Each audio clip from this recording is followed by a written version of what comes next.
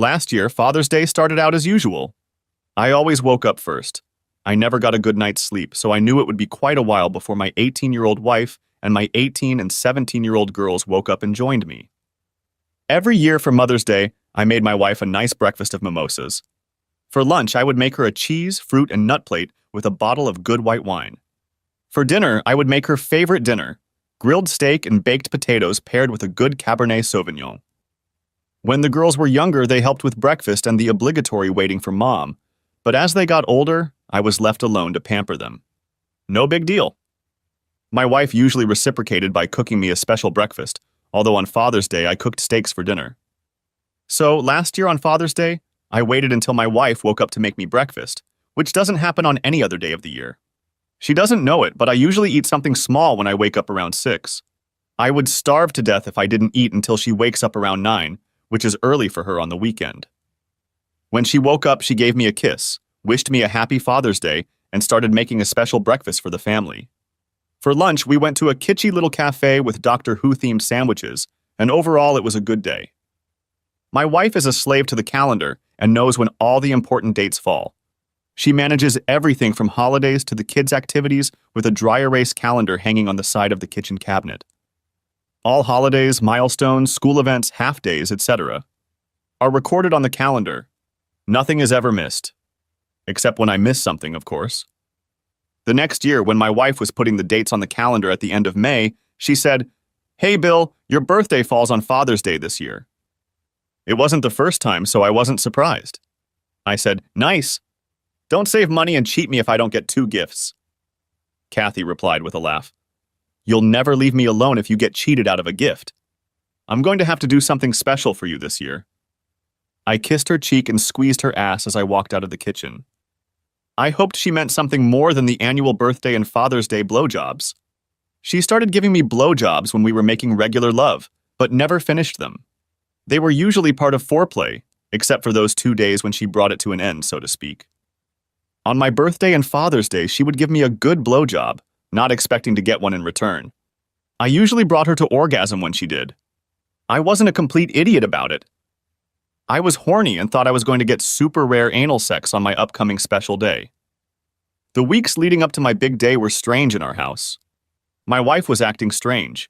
She was working late, snapping at me and the girls about little things, and she started dressing for work more often. She worked as the bakery manager at our local grocery store.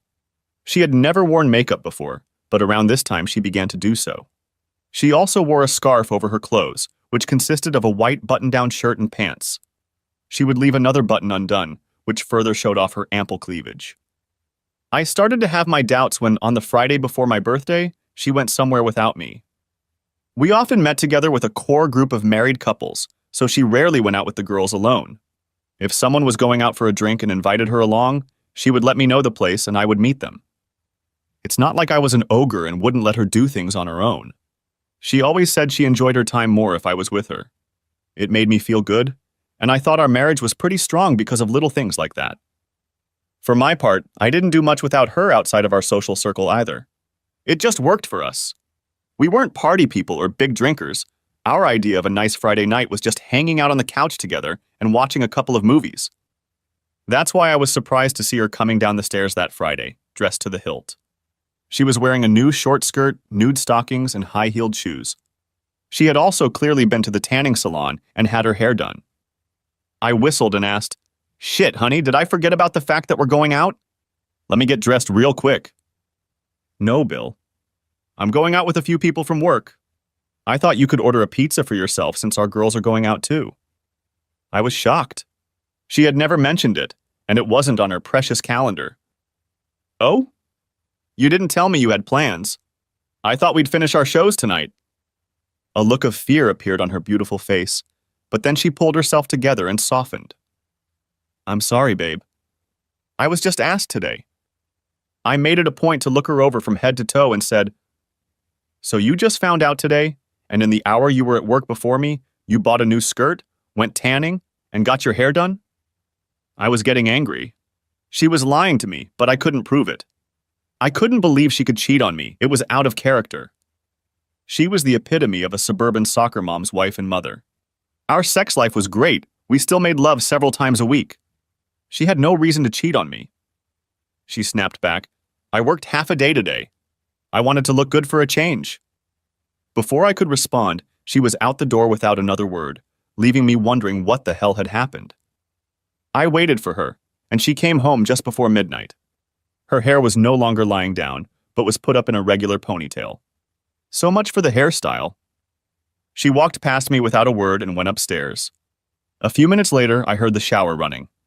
I could only shake my head and wonder what she had done that she had to shower before bed. She didn't come down and say goodnight before going to bed. I realized that something was wrong in my perfect little world, and wondered how wrong. I work in the retail industry, so I was at work on Saturday morning.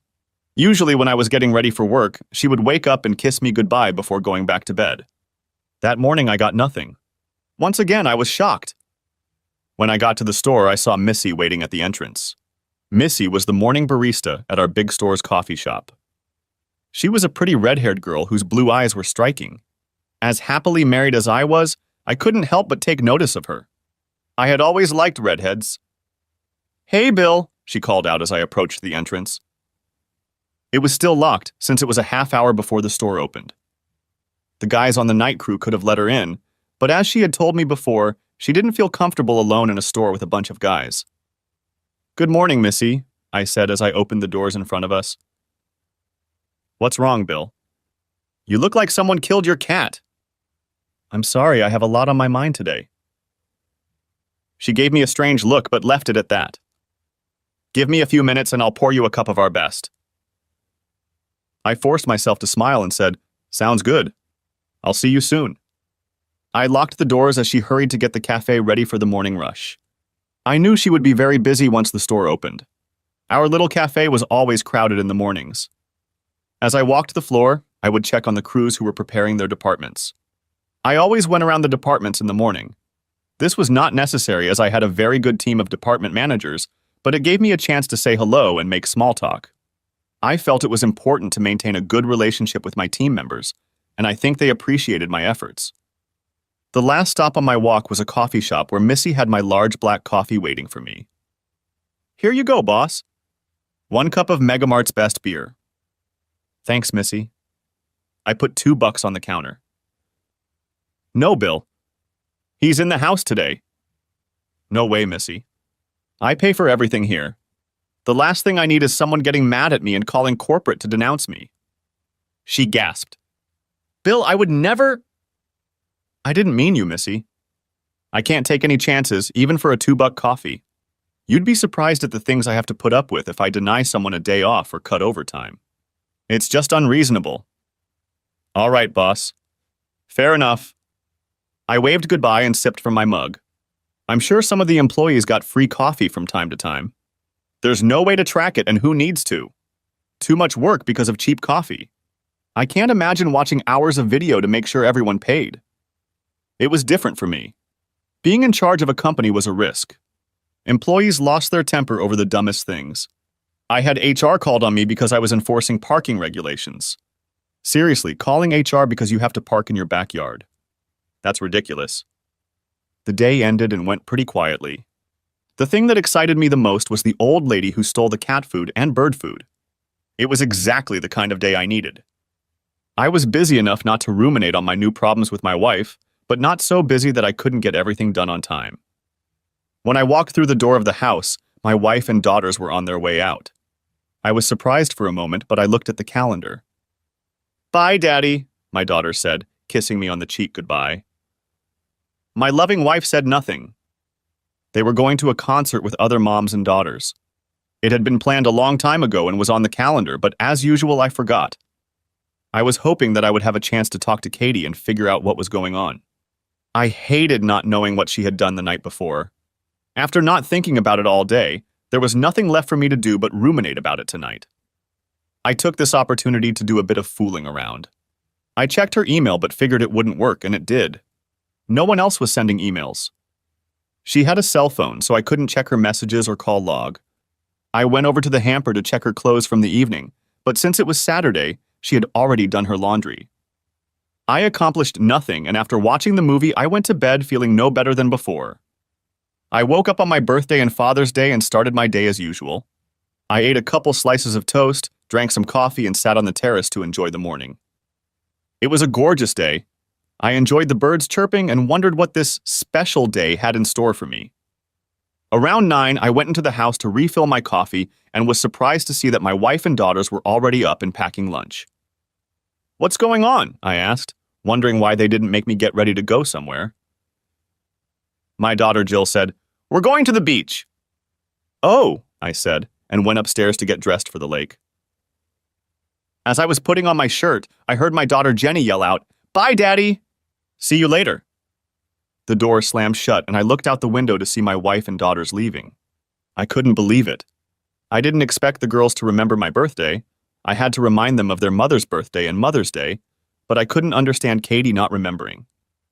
I walked down the stairs and heard my cell phone ring. I rushed over there, hoping they understood and were going to tell me they were coming back for me, but no. It was my mom. "Hey, Billy. Happy birthday and Father's Day." "Thank you, Mom." "Kathy has big plans for you guys today?" "No. She took the girls to the beach a few minutes ago." "Really? That's not like her. I'd bet she'd make you a delicious breakfast and make this day special for you." "Yeah, I honestly don't know what's going on right now. She's been acting weird for weeks now." "Well, don't make a fuss. She probably has something special planned for later. I've got to get to church. Love you, Billy." "Love you, Mom." You had to love my mom. She was an eternal optimist, and she loved Kathy as if she were her own flesh and blood. She and Kathy had visited each other regularly since my dad had died a few years before. Kathy wanted to make sure that Mom wasn't too lonely. I was standing there wondering what the hell was going on with my marriage when the phone rang again. It was my assistant, Anne. "Bill, we had an incident at the coffee shop this morning." "What's wrong?" Missy was on the stairs when she was pushed by a customer. "She lost her balance and fell." "Oh my God!" "Is she okay?" They took her to St. Alex's Hospital to get x-rays. "She might have a broken arm or something." "Damn!" "Poor girl. Do you have a shift?" "Yeah, it's all set. I just didn't want you to catch me off guard tomorrow. I'm sorry I bothered you on Father's Day." "Don't worry about it, Anne. Thanks for calling. I was hoping Missy would be okay." I fiddled around the house for a while and, figuring they weren't coming back, headed to IHOP for breakfast. It turned out to be a mistake for my state of mind. The wait was long, and everywhere I looked there were families. Happy families celebrating fathers and grandfathers. I left before I started crying. I made my way through McDonald's and got a big breakfast of coffee and orange juice. The pancakes were surprisingly tasty as I sat in the park and ate with a plastic fork and knife. I looked out at the small lake I used to take my girls boating on when they were little. They loved the water. Whether it was swimming, boating, or even fishing, they loved being on the lake. As they got older and almost went to college, they lost interest in fishing, and looking back, I think they lost interest in spending time with me at all. In those days, all their outings were with their mother. Probably the right thing to do. Shopping for clothes with my father, I'm sure, would have been burdensome for a young girl. At 1 o'clock, there was no word from my wife. I could only assume that there would be no dinner together. I stopped by the Doctor Who cafe and ordered a Reuben. Of course, the name was related to the show, like the Dalek Reuben Revolution or something equally silly. Being a 40-year-old man who has no idea what's cool and what's not, I took a picture and registered on Facebook. I got the usual likes and Happy Father's Day greetings from my friends and acquaintances. Oddly, my mother-in-law commented that she thought I was at the beach with my wife and girls. Apparently, my wife had been posting beach pictures on her Facebook page. I finished my sandwich and headed to a sports bar near my house. I hadn't watched a ball game in a while, so I decided to drown my sorrows in Miller Lite. The bar was crowded, and I wasn't in the mood for it, so I went to the cigar lounge next door and treated myself to a $60 Opus X. Happy birthday to me. I sat down at a table and turned on the Sox game, and a couple guys playing cards invited me to join them. "I'm Bill," I said, introducing myself to the older gentleman. "I'm Lance, and this is my brother Jerry. It's nice to meet you both." They finished their hand and dealt me in their little 5-card game. "Help yourself, Bill," Lance said, setting the cooler on the floor. I thanked him and pulled out a Miller Lite. No kids? Or is the ex having them with a new man? Asked Jerry with a smirk. I frowned and said, My wife and the girls are at the beach. They don't seem to know what day it is. Sucks, Lance added. I don't see my boys much. Both are serving? Jerry nodded and said, My daughter lives in California. My grandson Charlie just turned 2 years old. I'm going there next week. That's great, I said. When my girls turned 17 and 18, I was starting to miss the little ones running around. They both nodded understandingly. After some time of small talk, we somehow got back to the subject of my wife. Do you think she really forgot, or is she avoiding you on purpose? Asked Jerry. It was a great question that I've been pondering as well. I told them about the last few weeks, up until Friday's problems, and they shook their heads. She's cheating on you, Lance said. Jerry nodded in agreement. I can't believe it, I said. But as soon as he said it, I realized it was the only explanation that made sense, and I tried to believe it wasn't true. Look, Bill, Lance said.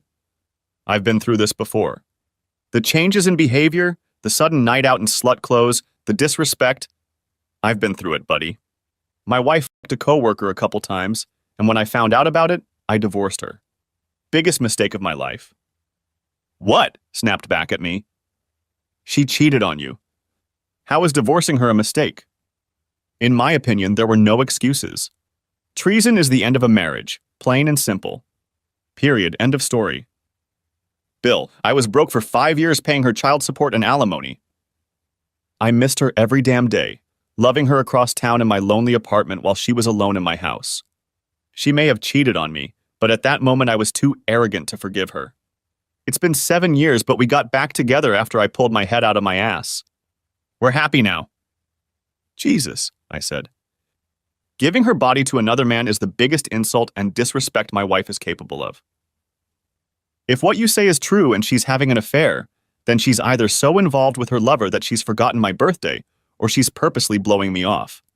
Either of those options is unacceptable. Lance shook his head. Bill, trust me. If you really love her, find a way to forgive her. You'll be better off in the long run. 40-year-old guys don't get second chances at love. Thank you, Lance. You've given me a lot of food for thought. I may have said that, but what I was really thinking was that he was crazy. There was no way I could forgive her for cheating on me, and no way I could stay married to her. I shook both men's hands, wished them well, and left. As I sat on the couch browsing Facebook, it was almost dinner time. I saw my daughter's and wife's posts with pictures of their happy day and was saddened even more. Screw it, thought I. I needed to man up and stop acting like a lost child. My wife forgot my birthday. It happens. She forgot Father's Day. What's the difference? What mattered was that I was sure she had cheated on me on Friday night, and probably many times in the previous weeks she had acted strangely.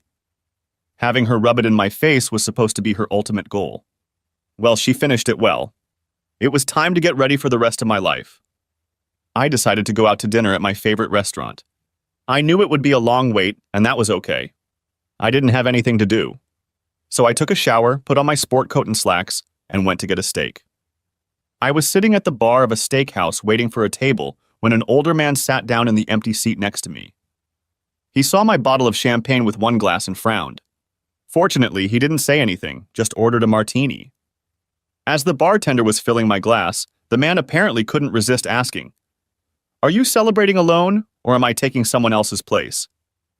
"No," I said, "it's okay. I'm alone here." He nodded and took a sip. He must have been in sales because he couldn't sit still. He said, "Yes, I'm waiting for my 3 generations of red rage. My wife is helping my daughter who broke her arm today. I guess she doesn't take well to having to do everything with her left hand." He laughed and continued, "You just don't expect your grown children to break bones. I thought those days were behind us." I agreed with his opinion and nodded. Looks like I'll be cooking on my own for a few weeks. My wife will have to take care of Missy and Mia and leave me alone. I popped my head up. "What did you say?" Before he could answer, a little girl shouted from across the room, "Grandpa!" and rushed across the crowded bar. the little ball of red curls jumped into his lap and showered the man with hugs and kisses. A moment later, I heard, "Bill!" I turned and saw Missy, and who I assumed was her mother, standing next to me. Her mother was a perfect portrait of her. Except for a few wrinkles around her eyes, they looked exactly alike. "Hey, Missy. How's your arm?" "It's okay. I'm on strong painkillers, so I don't feel anything special. It hurt like hell when they put it in, though." Missy introduced me to her parents, Jack and Mary, and then to her adorable little girl, Mia. "Where's your wife, Bill?" she asked. "I don't know. She took my girls to the beach this morning, and I haven't heard from them all day." "Really? On Father's Day?" "Worse, it's also my birthday today." "Oh my God! She blew you off on your best day of the year? What's her problem?" I didn't want to get into it and say more than I should, so I shrugged. "Well, forget about her." "You have to join us," Mary said firmly. I realized what Jack meant by his red rage. "I don't—" "Forget about it, Bill. You don't want them to militia on you. It's not nice," Jack said with a chuckle, indicative of his years of experience militiaing on them. "But it's your day, Jack." "I don't want to interfere." "Bullshit," he said. "This is our day." "Grandpa, you said—" "I know, Pumpkin. I said a bad word. Grandma will punish me later." "Daddy!" He winked at me as their table's buzzer sounded. "Pay up, Bill, and meet me at our table." "No payoff." He said it in the tone of a drill instructor. He tossed a 20 on the counter and left. "I'm sorry, Bill." "My parents can be thick-headed." "Don't worry, Missy.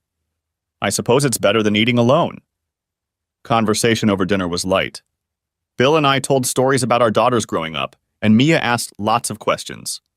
She kept giggling at the awkward stories about her mom as a child. After dinner, my phone rang. I saw that it was my wife, ignored the call, and put the phone on the table. "Your wife?" asked Mary. "Yes." "It's more than you think, isn't it?" asked Missy.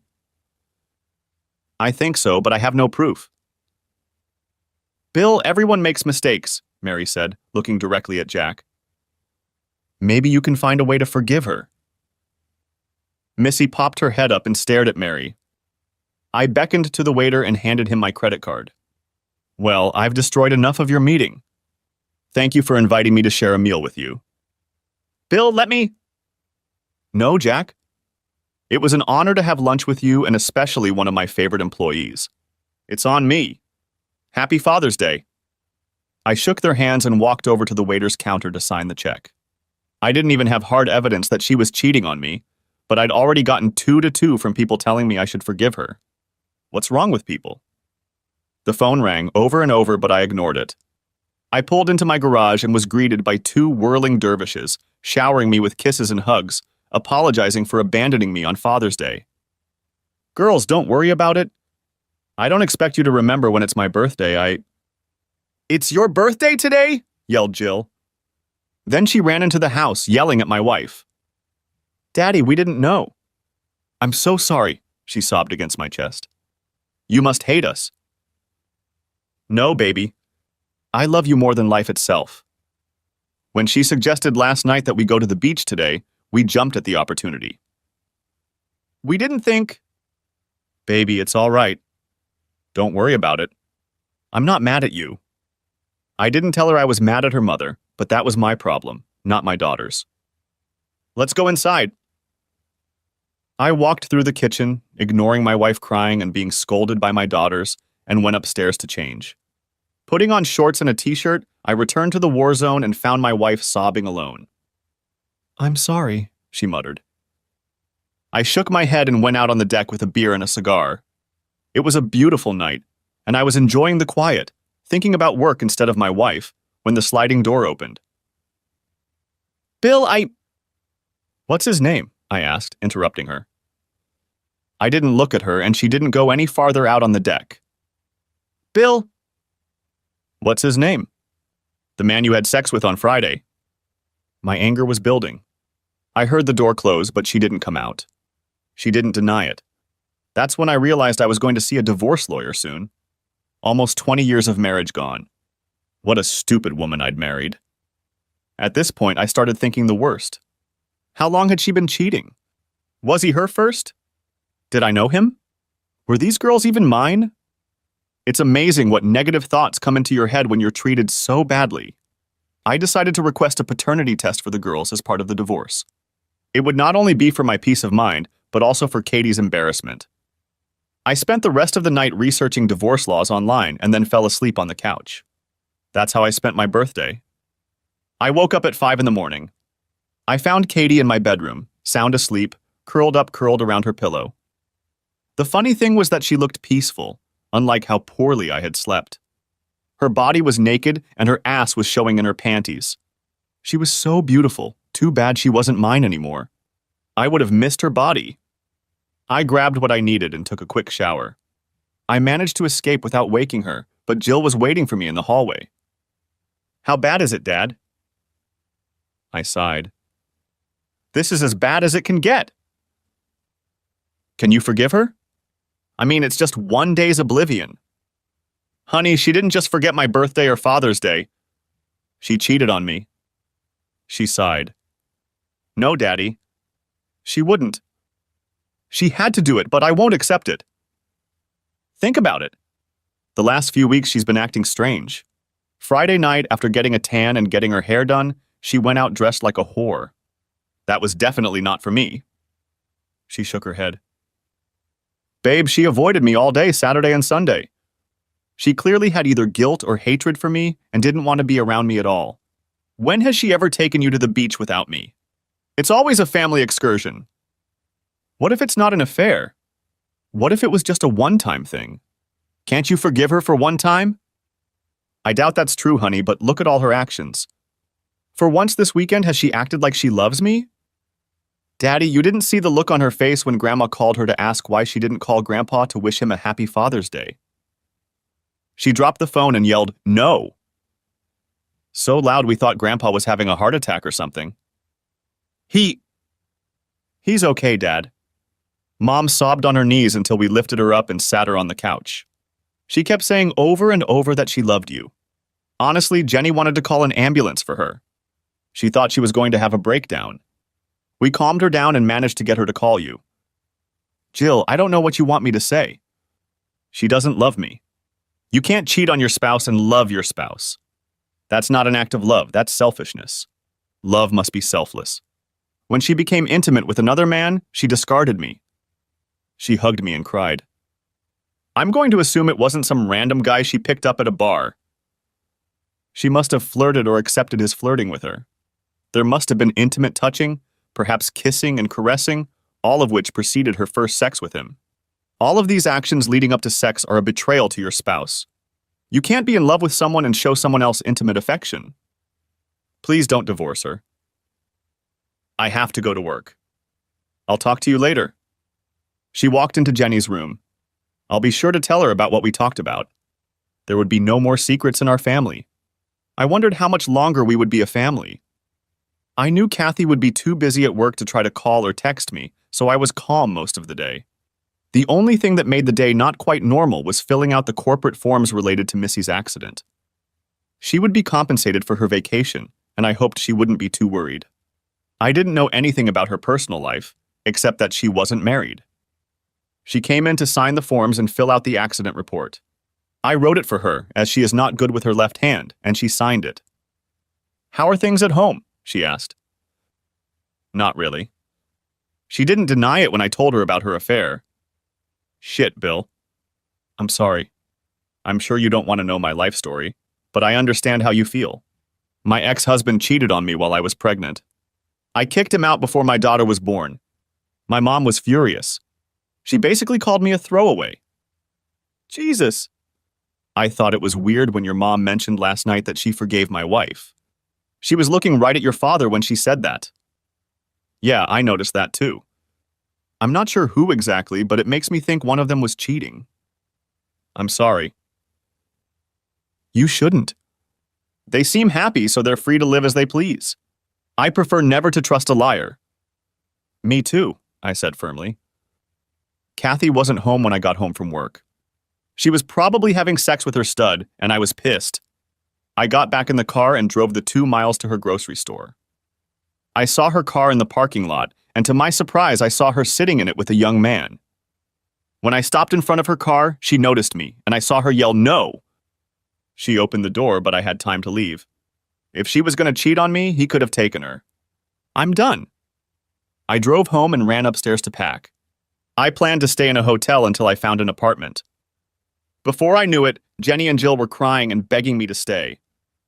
Sorry, girls, but your mom was just about to cheat on me when I caught her. She was in the car with some guy when I pulled up beside her. Dad, this has to be a mistake. Girls, I know what I saw. She had a man in her car. Why would she stay after work and have a man in her car if she wasn't going to take him somewhere? She can't say they were just having lunch. There is no innocent explanation for her sitting in the back parking lot after work with a man in her car. Daddy, please don't break up our family, Jenny sobbed. Honey, your mother ruined our family. It's not my fault. I hugged them and kissed their cheeks. I love you girls. I'll be in touch every day. I left them crying in the bedroom and went to the garage. As I drove out of the garage, I was almost hit by Katie, speeding away. I shook my head and drove on. The next week was nothing short of pure hell. I refused to take my wife's calls, and for the first 3 days she called me every hour on the hour. She must have taken a week's vacation because she couldn't call from the shop floor and had to be on the job site all day. She left countless messages begging me to call her. I deleted every one of them. After those 3 days, my mother, mother-in-law, both daughters, and Kathy's sister begged me to talk to her. They all said it wasn't as bad as I thought, but every time I asked them if she had cheated on me, they wouldn't answer. They all knew she had. They just wouldn't admit it. I stopped taking everyone's calls. I told my daughters I would talk to them, but their mother was not to be mentioned. I had to hang up twice before they believed I was serious. At the end of the week, I met with a lawyer. I wanted to just split the house in half. She could own the house until the girls moved out. Then we would sell it. The lawyer said I could get more than half of the proceeds for the house since my contribution to the down payment and monthly payment is more than Kathy's, but I told him to just split everything equally. I thought alimony or maintenance was a done deal, but it turns out that since my wife makes enough money to support herself on her own, I don't have to pay her anything. That was the best news I've heard in a while. I don't have to pay her to fuck her lover. The only catch was that I had no proof of her cheating. The judge might not allow it and reduce it to irreconcilable differences, and I'd have to prove that we were trying to work things out. I'd take my chances. My attorney was preparing to file for divorce, and life went on. There would be no forced mediation or counseling. There would be no lawsuits for alienation of affection. There would be no drawn-out fight. The split was fair, and any judge could see that even blindfolded. But nothing comes easy. What she could do was fight. When she was handed the papers, she unleashed her family barrage on me again. Turns out she only f***ed a guy once that Friday before my birthday, or she convinced everyone that she did. I was labeled as the bad guy because I wouldn't let her explain. As if any explanation would have been acceptable. My mother basically called me a wuss because I didn't fight for my marriage. My mother-in-law told me that we are even because I too broke my vows by not staying with her during the hardest times. My daughters told me that I should stay in the family because our divorce would scar them for life. It was unreal. I hadn't done anything wrong, but I was being accused of divorce. It got to the point where I asked my daughters to give their saliva for a DNA test. They refused until I lied to them and told them it was a court order. Kathy wrote me a letter that was mailed to my store. I read it, and it said she was caught up in a kid's attention to her. I say kid because the bastard was only 21 years old. They'd only had sex once in the backseat of his car, and sexually he'd turned out to be worthless. Like the fact that he turned out to be a loser was supposed to fix everything? She also said that when I caught her in the car with a guy, I told him privately to never talk to her again. It didn't matter. She cheated on me once and once was enough. The best part was that because she gave me the letter, I didn't have to prove cheating for the divorce. She did it on her own. That meant I didn't have to file an irreconcilable differences claim and prove that we were trying to work things out. Karma was finally on my side. She tried to resist the divorce, but when the judge saw the terms I proposed and her letter confirming the infidelity, he approved it. I was supposed to be divorced in 60 days. And so I found myself alone on an island of desolation. For refusing to talk to her, I was labeled as immature and an asshole. It got to the point where my mother and my daughters stopped talking to me. It hurt, but I was on the side of righteousness, and if they didn't like it, well, I called my daughters every day. They never answered, but I left voice messages telling them what was going on with me and asking what was going on in their lives. I didn't let them blame me for our lack of communication. I continued to make every effort and get in touch with them, whether they wanted me to or not. One thing that changed was that I started having coffee with Missy on Sundays. It started innocently enough when we ran into each other at a local coffee shop. She and Mia lived in the neighborhood and were out for a walk. I invited them to join me and told her about my suffering while Mia watched cartoons on my iPad.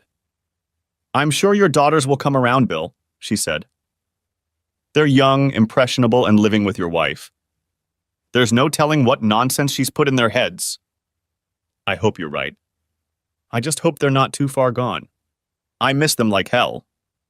The next week, I walked into the same store at the same time and was reading when I heard, "Hey, stranger." I smiled and invited them to join me again. "Is this normal for you, or are you stalking me?" she asked with a smile. "No, I live nearby and I like to have a cup of coffee and read on Sunday mornings. It's kind of lonely at home, so I come here."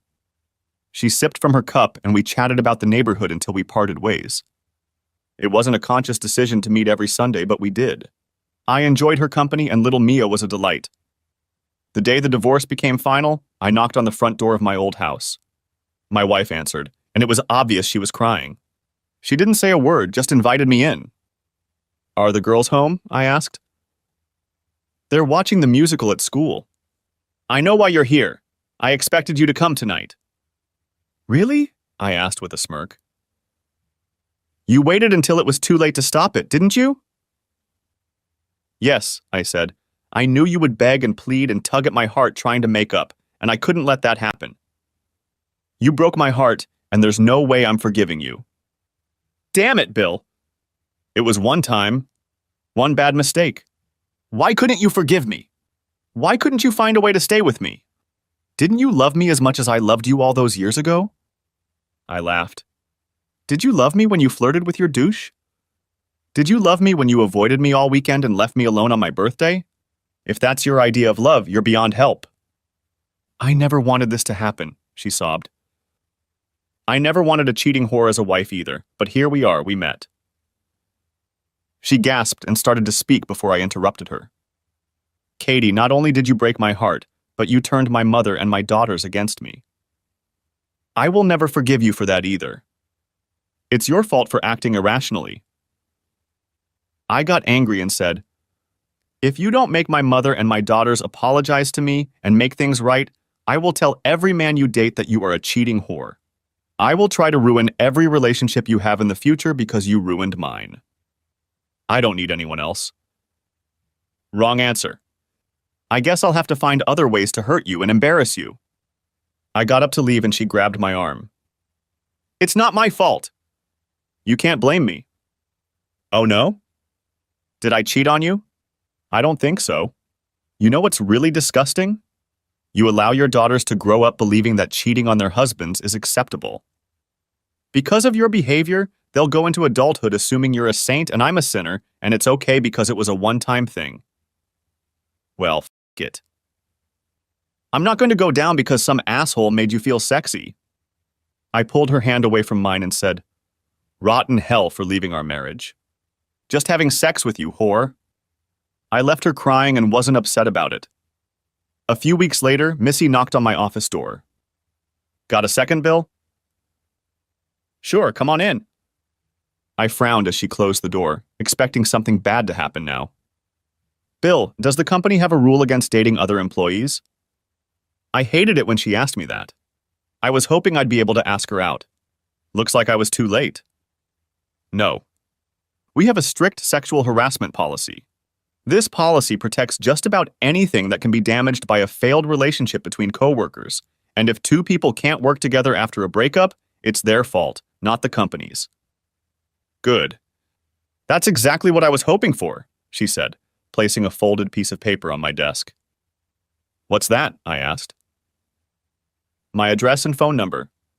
I look forward to seeing you tomorrow night for dinner. Mia will be joining us." I smiled and agreed. Good. You're a good man, Bill. You deserve to be happy, and I want to give you a second chance at happiness. She popped out of my office with a cute spring in her step, and I looked forward to our dinner. Hey, it's Dad. I hope you and your sister are doing well. Business as usual in my world, except a woman at work asked me out to dinner. Well, anyway, I love you and miss you. Please call me soon. Bye. I knew this message would cause some problems, but I didn't care. I needed to move on, and I was glad to see that Missy had taken over, as she had before. Missy was a beautiful woman with an even more beautiful character. Her daughter was very well developed and adorable, and I had already met her parents. I felt like I was finally ahead of the curve. Only 15 minutes had passed when Katie texted me, "I can't believe you're already dating. You're a real bastard." I laughed when I read this. I never realized how delusional she was. To think that I would sit there and worry about her was insane. Maybe some guys would mourn the loss of their marriage at the hands of a cheating wife, but that wasn't me. At 41, I was young enough to find love again. Hell, I was young enough to have more kids if I wanted to. That was worth thinking about. Missy was in her early 30s. She might want to have more kids. I knew it was too early for such thoughts, but as a single mom, these things were probably high on Missy's list of potential suitors. I'm sure she was looking for a husband, not a toy. Though I certainly didn't mind being her toy. I hadn't gotten laid in months. The next evening, I showered and shaved after work and dressed casually. Looking in the mirror, I didn't mind what I saw. I was in good shape with no extra wheels or love handles. I had a full head of brown hair that had yet to show gray. I had a great job that paid well and had money in the bank. I considered myself a pretty good catch for any woman, let alone a young one like Missy. That's when I realized I had no idea how to date someone. When you are married, you are always together and know everything about each other. There was no problem holding hands or kissing. When you came home after a night out, you knew sex was just around the corner. The status quo was comfortable. Oh my God! I had to relearn how to have sex. I knew every point on my ex-wife's body that gave her pleasure.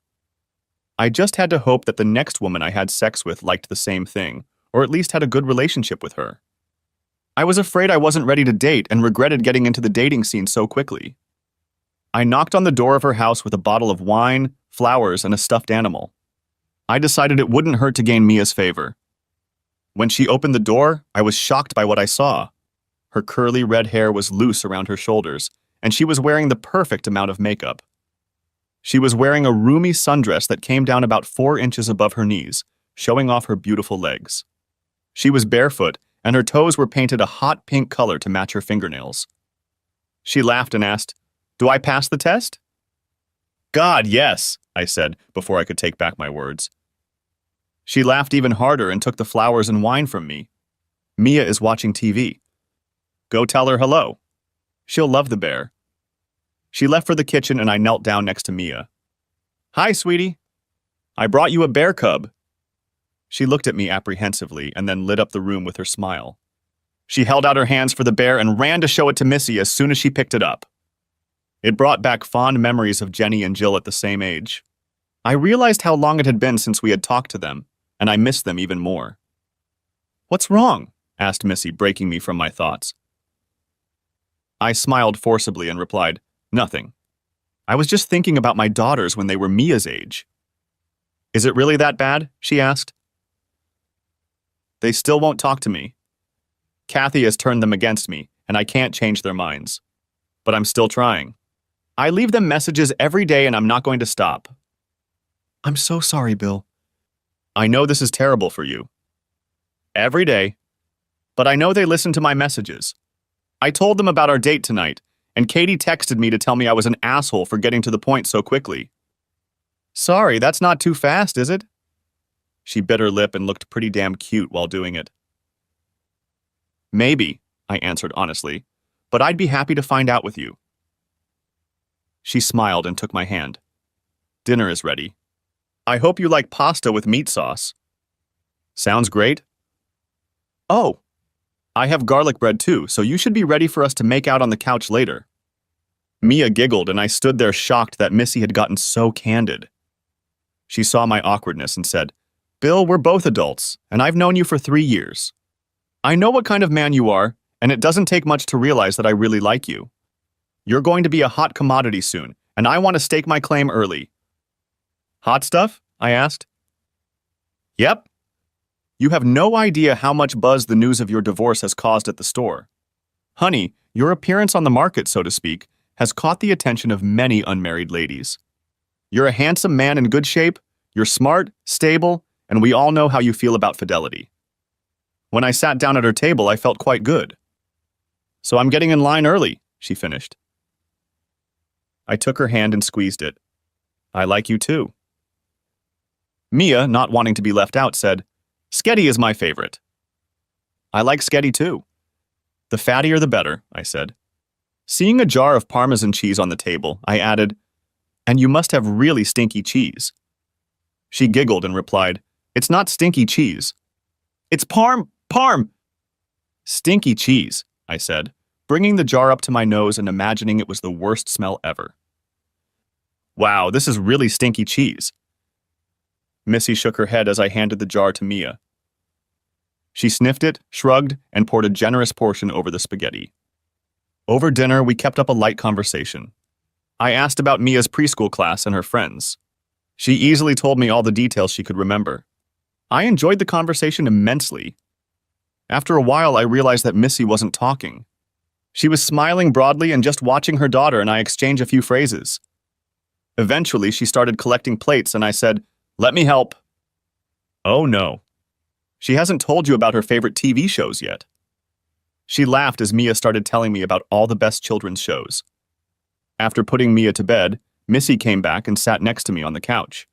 I handed her a glass of wine and she sighed contentedly, putting her feet up on the poof. I love being a mom, but sometimes it's the best part of the day for me. Instinctively, I put my arms around her. When she snuggled up to me, I said, "It's worse with two." "You bet. Do you think your girls will come around?" "I hope so," I replied thoughtfully. "I'm doing my best right now, but it's still raw for them." She turned and kissed my cheek. "You're a great father. Just don't give up the fight for them." She set down her glass and leaned back in her chair. "Bill, I've already told you that I really like you, and I'm too old to play the will we or won't we game. I'd like to keep seeing you, and that includes inviting you into my bedroom." I was about to tell her we didn't have to do that, but she raised her finger. "I know you want to be a gentleman and all, but you don't have to be.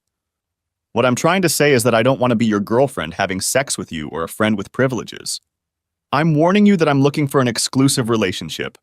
I have a daughter to think about, and frankly, she needs a daddy just as much as I need a husband." I tried to speak again, but was again rebuffed. This conversation usually ends with the guy picking himself up and running away. I don't think you're like that, but I'm giving you a way out. If you want to sow your oats and experience the single life, I'm not your girl.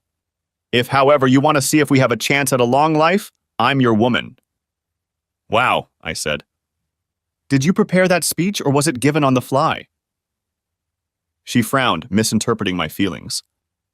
"Missy, as you said, we've known each other in a working relationship for 3 years now. The last few weeks of having coffee together have been very pleasant. I'm a family man, that's all I've ever been. I don't know how to be single, and the thought of dating scares the hell out of me.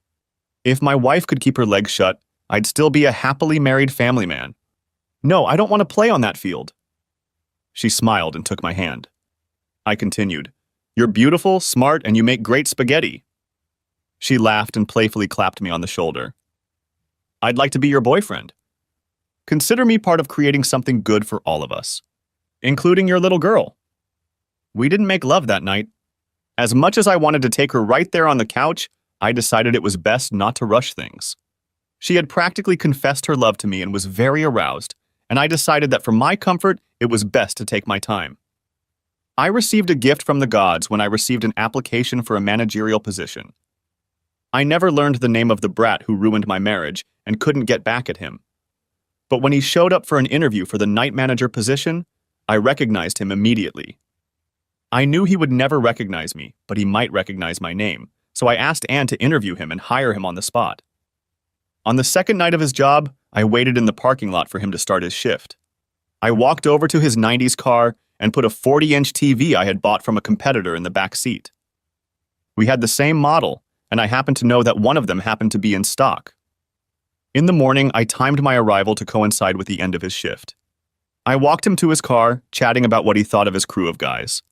When we got to the car, I noticed the TV in the back seat and pretended to be shocked. "Jeff, did you buy a TV before your shift?" "We're not open yet." "No, Bill. It's not mine.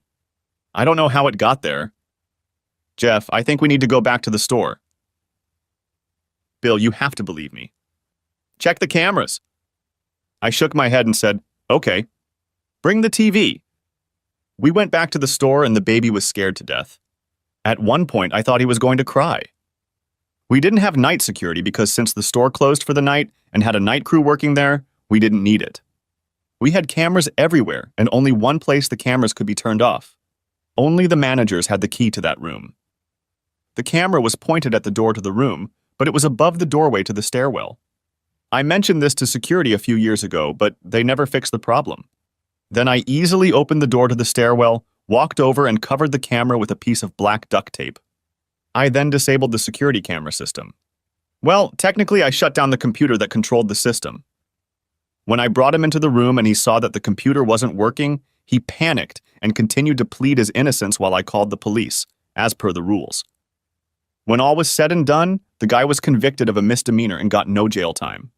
I was hoping he'd get a couple months, but it wasn't an expensive enough TV. He had to do a bunch of community service and pay a fine, which oddly enough was more than I paid for the TV. With a felony on his record, he'd also have a hard time finding a retail job. That made me happier, but still not worth the risk I took.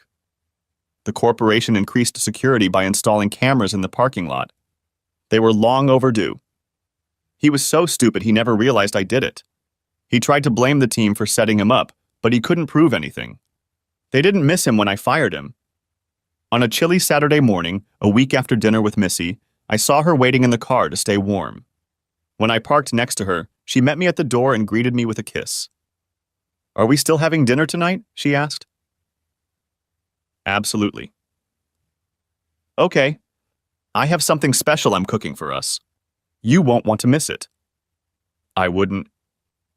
"Is that the tramp?" asked Katie from behind me, interrupting me. "Excuse me?" shouted Missy, unclenching her claws completely. "Katie, what do you want?" I asked, getting annoyed. "I've been trying to call you." "Did you block my number?" "Yeah. After your 30 messages about how I'm an asshole for continuing to live, I'm done." "What do you want?" "I want to talk about the girls. We need to deal with college. They can go wherever they want. I took care of the money for them. I'd like to be a part of it, but since you poisoned them against me, they won't talk to me. They're afraid you won't pay your tuition." "Of course I'll pay for it. I still love them, even though because you can't keep your legs closed, I lost them in the divorce." Missy laughed. Katie glared at her and said, "It's not my fault you couldn't forgive me for one slip-up." "Oh? One slip-up? It was only once because you weren't tactful. I dealt with you right away." "It doesn't matter." "You should still be my husband. We should still be a family." "You're delusional. You cost me my marriage, my family, my daughters, and my mother. I swear you better never date a man if I find out about this. You'll never see a second date. No one wants to date a cheating whore, unless they know about your reputation and are looking for easy sex." I turned and walked toward the store. I heard yelling behind me, and when I turned around, I saw that Missy had Katie pinned against the car, jabbing her finger in her face. "Stay away from my man, bitch." "You threw him away and I picked him up." I ran up and pulled her away. "Stop it, Missy. She's not worth this kind of trouble." "You heard me, bitch," shouted Katie, and turned and walked toward the store. "Please go away, Katie. It's over between us and it's your fault. Yours and yours alone." I left her sobbing by the car. I caught up with my panting Missy and took her hand. She looked up and smiled at me, slowing down. "I'm sorry, Bill. I guess I was being too territorial." "Oh no. I like it when women fight over me in the parking lot. It's great for my ego." We laughed and went inside to get some work done. Later that morning, my mom called me. When I answered, she mumbled, "Billy, She didn't finish, and I heard a knock, but the call didn't end. I hung up and called back, but there was no answer. I called 911 to have them send an ambulance to her, but was told the call had already come from her house. I feared the worst and asked Anne to cover for me since I had to go. She understood, and as I ran through the store, I ran past Missy, who yelled after me. I ignored her and ran straight to my car. When I got to my mom's house, the ambulance was already pulling away, and I followed it. When I got to the back doors, I found that she was gone before the ambulance arrived at the hospital. She must have passed out while we were on the phone. I cried sitting in the lobby of the emergency room. I sat there alone and thought about the last word my mom had said to me. What was she going to say? Maybe it was, "Am I in trouble? Am I having a heart attack? I'm sorry?" The phone rang and it was Missy. "Hey, my mom just died." "Oh, Bill. I'm so sorry." "Yes, thank you. I'm afraid I won't be good company tonight." "No, I'll be with you." "You need me, please let me come." "Okay, yes," I said. I didn't want to be alone and I was glad she'd agreed to be with me. "I'm on my way home. I'll meet you there after you get out." "Okay. I'll see you soon." I finished talking and went to my car. Instead of driving home, I drove to my old house. I needed to tell my girls, whether they wanted to see me or not. As I pulled up to the house, I saw both girls' cars in the driveway and sighed. I had never imagined that the first words we would say to each other would be such news. I didn't care that I didn't live there anymore. I entered the code into the garage door opener and stepped inside. Kathy's car wasn't there, and I was glad for that. I don't think I was in the right state of mind to see her. The living room and kitchen were empty, so I went upstairs to the bedrooms. "Daddy!" yelled Jill as I walked into her room. "What do you want?" shouted Jenny, coming in after me. "Did you come to beg?" "Well, you can go to—" "Grandma had a heart attack and died this morning," I said, interrupting her. They both gasped. "I just thought I should tell you this in person. Now I'm going to hell." I walked out and closed the door behind me. I heard Jenny yell for me to wait, but I ran to my car and drove away. I went to the little lake where I spent so much happy time with the girls. It was too cold for boats, but the water was starting to thaw and was very calm. I sat down on the picnic bench and cried again. This time I cried not only for my mother, but for the loss of my daughters. The fury in Jenny's voice told me that I wasn't needed in her life. She didn't need to tell me to go to hell. Her tone said it all for her. I wondered if I'd made a mistake along the way. Not with Katie, but with the girls. What had I done so wrong that made them hate me so much? Katie was the one who ruined our marriage. Why can't my daughters understand that? I don't know how long I sat there, but I heard someone approach. I turned around and it was Katie and the girls. "How did you find me here?" I asked, turning around to look at the lake again. "You didn't turn off the synchronization of our Find a Phone app," Kathy said. "Bill, I'm sorry about your mom." "Yeah?" I spat. "Do you regret her death or the fact that you turned her against me and she died without ever making up?" She didn't say anything. "Leave me alone, I can't deal with your shit right now," I continued. "I'll never forgive you for what you did to me." The last time we talked, she told me she wouldn't talk to me again until I came to my senses and backed out of the divorce. She didn't even say she loved me when she hung up on me. I'm so sorry, Bill. For everything. I heard her leave and Jenny said, "Dad, we're sorry too. Please forgive us for being bitches." I turned around and they both rushed over to hug me. We cried in each other's arms for what seemed like an eternity. It's not my fault, girls. Why can't you realize that what your mother did is the reason we're no longer together? "We're sorry, Dad," Jill said. "We just thought you should forgive her." "She loves you, it's so obvious." "Not enough to keep me faithful, Jill." "I'm sorry, girls. I'm so sorry." We hugged again while Kathy watched from the warm car. "Girls, I need you so much. You'll be leaving for college soon and I'm going to miss you. We're wasting so much time." "We get it, Daddy," Jenny said. "We're not going to shut you out anymore," Jill added. "I wish your grandmother had a chance to do the same." "Daddy, can we come with you?" "We haven't seen your new house yet. Maybe we could get a pizza." "Sure, tell your mom and let's go." When I pulled into my driveway, I saw Missy's car. I forgot she was coming. Girls, it looks like you're going to meet Missy. Is she your girlfriend? They asked in unison, making me laugh. Yeah, well, we just started dating.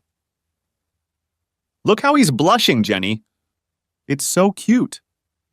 They jumped out of the car and were at Missy's door in a flash. They peppered her with questions, and I could see that Missy didn't understand what was going on. Girls, leave her alone. Carry her into the house and I'll introduce you all.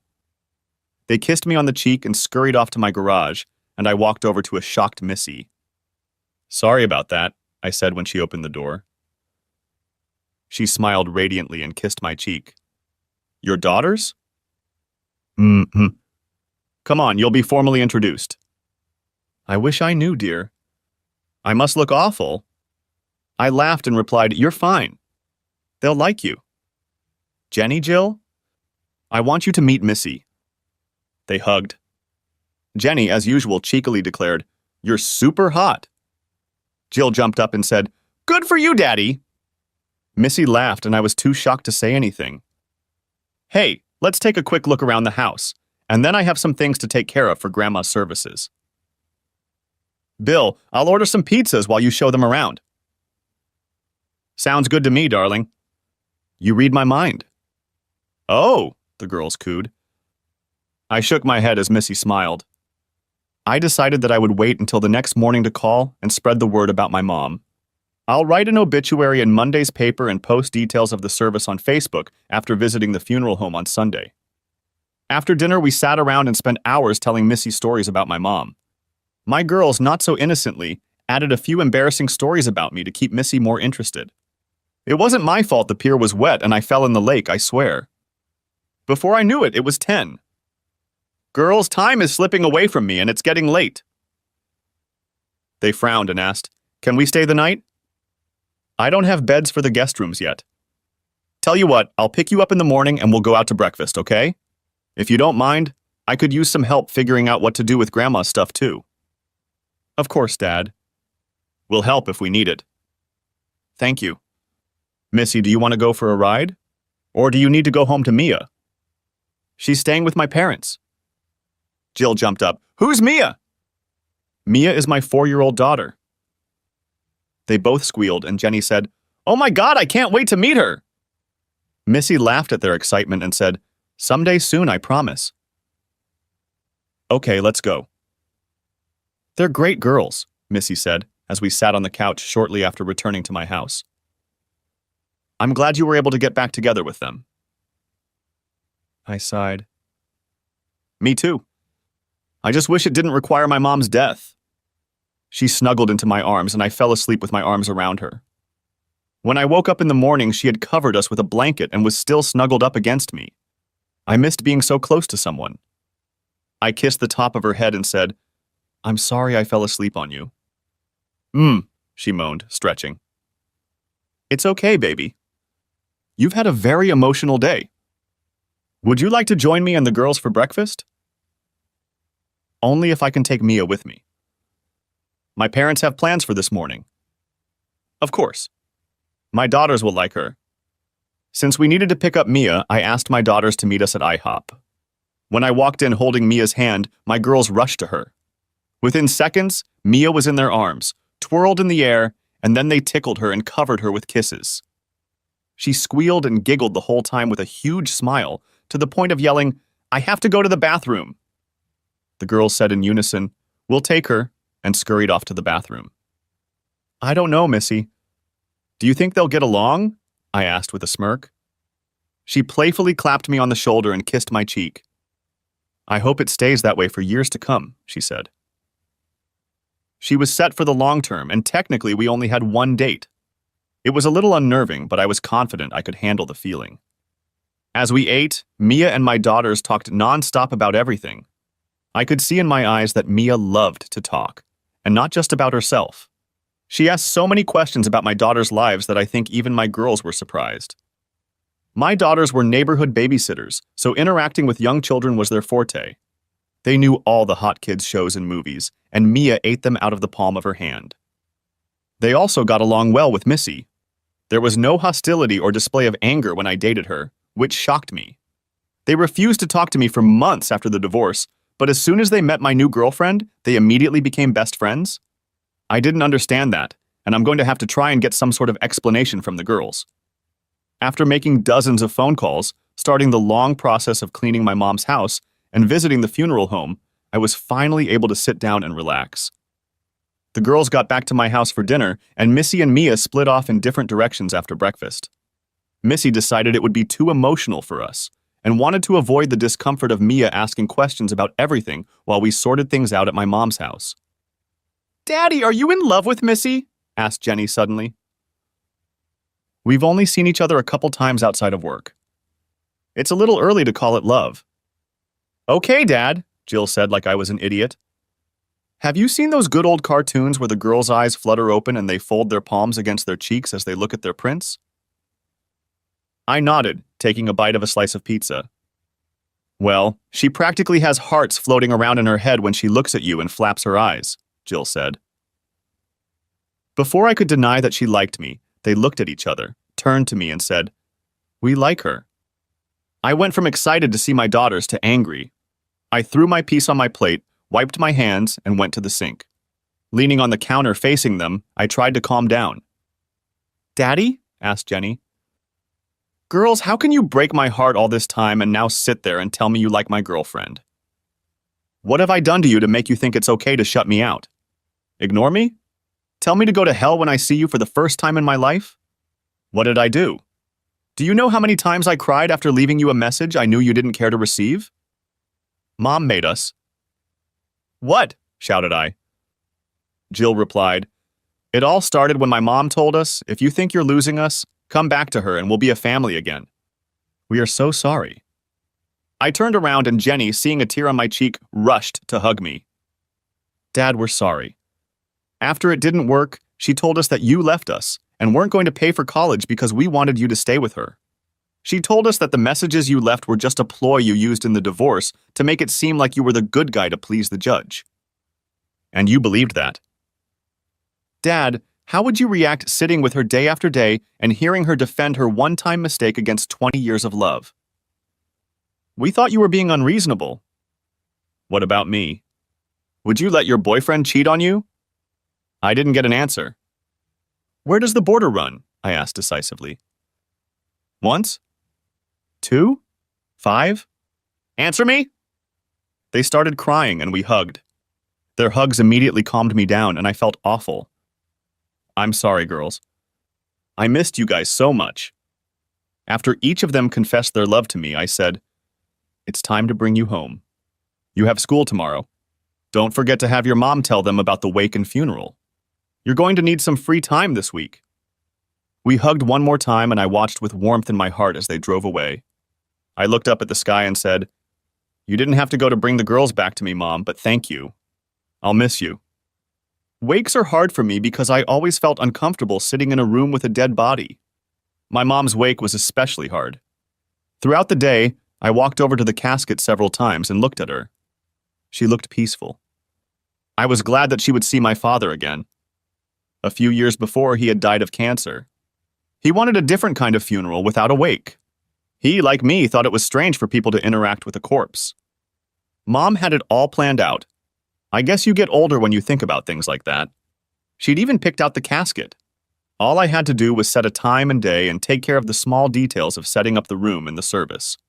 I was glad she had done that. I was standing at the front of the room talking to one of her friends when Katie and my girls walked in.